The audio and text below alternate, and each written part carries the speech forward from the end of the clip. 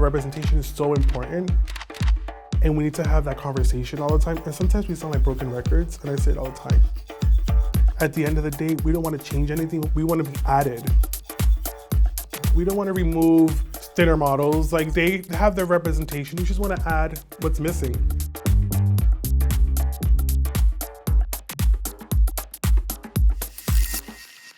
Hi, my name is Ady Del Valle, and my pronouns is he, him, she, hers, and I'm a plus model, an advocate, and creative.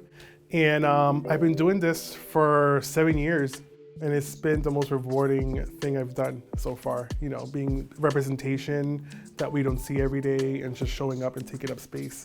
I've always loved fashion. I've always watched fashion shows. I collected magazines, Vogue magazines, Cosmo magazines, just for the covers alone and for the fashion.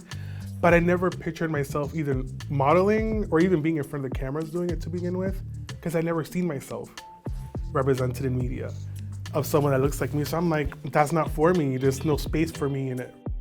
And I kind of like, when I opened Instagram, like around 2015, I kind of got reached out by a small indie brand that was showing during New York Fashion Week.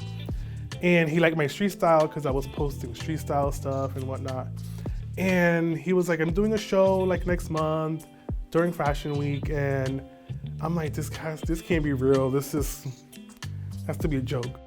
And there was other guys that looked like me, you know, in the show, which was nice. And the rest has been history. Ever since I did that show, I kind of like got catapulted into the space and in the industry, and it just happened. I'm grateful for it because I'm like, I'm still here 7 years later, and I think taking up spaces in as many spaces as I can, regardless if it's here, if it's in runways, if it's in the campaign, beauty, whatever it is, if I can be that representation, I'm grateful for it. I kind of like started like using resources and also like outsourcing as well, and not sticking to the normal like men's clothes. I can shop women's clothes if I wanted to. And also that also evolved as I was discovering my identity too. So I'm like, I love my masculine side, I love my feminine side. So I'm able to play with fashion using, you know, style and fashion from both genders, because fashion is supposed to be creative, supposed to be fun and expressive. I grew up in a really conservative home, Christian family, Pentecostal family. So I grew up like in church, and you know how it is when you're like growing up in religion. It's like this, and this, and by the book. You can't do this, you can't do that. And mostly more recently, the last like 2 or 3 years, I'm like, you know, this is how I've always felt, how I've always wanted to express myself.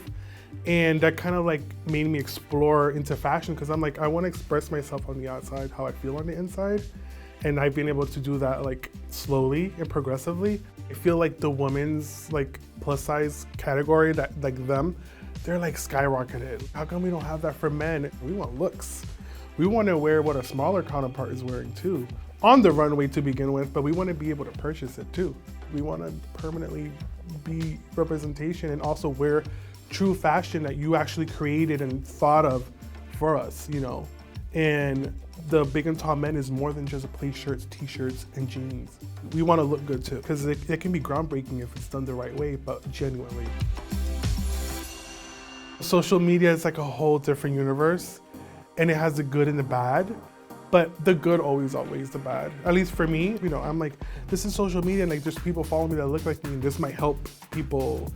Like, hey, go to the pool and go shirtless. Like, isn't it so simple? It's just so minuscule. Things that people do every day, but because we look different, that's something we have harbored for so many years because of our size, that we simply can't go to the pool or the beach shirtless, you know, as small as that is. I get those messages where people, thank you. I went to the pool last weekend shirtless for the first time, or to the beach. And those make me happy, because I'm like, it's so simple and it sounds kind of like minuscule, but it's like, it's an insecurity people have, and it's a common insecurity. And they're like, oh, I bought this outfit that, you know, you put up and I loved it. Thank you for sharing it. The goals I have and what I would like to see in fashion is really just like, again, true representation, not just a check mark in someone's list. Like, we want it to be the new normal. Like, let's just make it normal. If there's someone out there that's trying to express themselves through fashion, regardless their identity, I think you just have fun with it. Don't be afraid to explore. Shop both sections. Be creative. I do that till this day. be creative. You can, and no matter what your identity is, you can be straight, you can be part of the LGBTQ community. You can explore fashion in so many ways and look so fly. And if that's your goal in your head, regardless of what you look like, how you identify, don't be afraid to explore fashion and have fun with it. Even if it doesn't make sense to anyone, if it makes sense to you and is reflecting how you feel on the inside, that's all that matters. Acceptance, self-awareness, equality, freedom, joy. Pride means resilience. Pride is hope. Pride means loving who you want to love and being yourself. Pride is our moment to shine. It's honesty and vulnerability. A moment where we can really see solidarity around us. Seeing yourself when no one else sees you. Being super grateful for who you are. So much art, so much love comes out of the community. Keep that love in your heart.